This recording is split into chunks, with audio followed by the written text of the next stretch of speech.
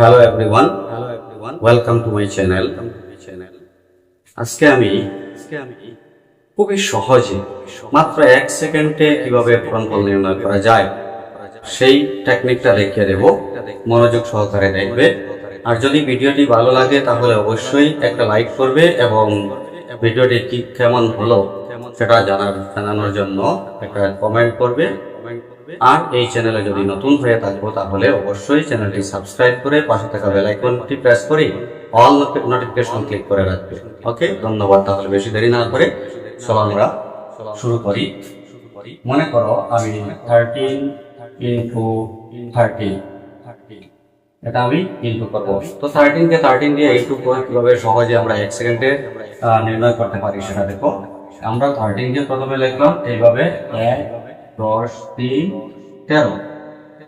ওকে, তারপর আবার তাকে 13 দিয়ে ইনটু করতে হবে 1 10 3 13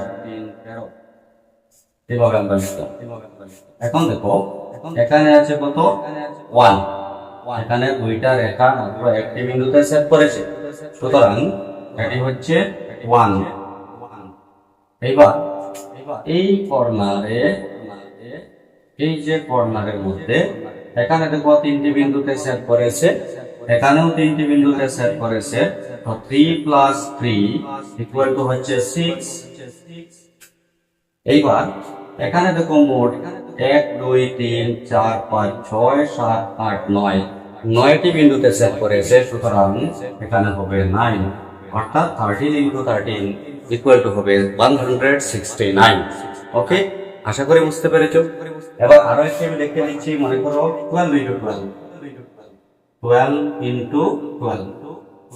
তো 12 ইনটু 12 আমরা 1 সেকেন্ডে তার উত্তর নির্ণয় করতে পারবো। যেমন 12 কে আমরা এইভাবে লিখবো 1 2।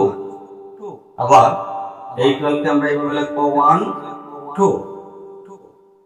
এখন এই কর্নারে দুইটা রেখা মাত্র একটা বিন্দুতে সেট করেছে, সুতরাং এটা হচ্ছে 1। এই কর্নারে এই দুটি কর্নারে মিলে টোটাল এখানে দুইটা বিন্দুতে সেট করেছে, এখানে দুইটা বিন্দুতে সেট করেছে, টোটাল হচ্ছে 2 + 2 মানে 4। এবার এই কর্নারে দেখো টোটাল 4টা বিন্দুতে দুইটা রেখা সেট করেছে, সুতরাং এখানেও হচ্ছে 4। তাহলে 12 * 12 ইকুয়াল টু হবে 144। ঠিক আছে? So thank you for watching.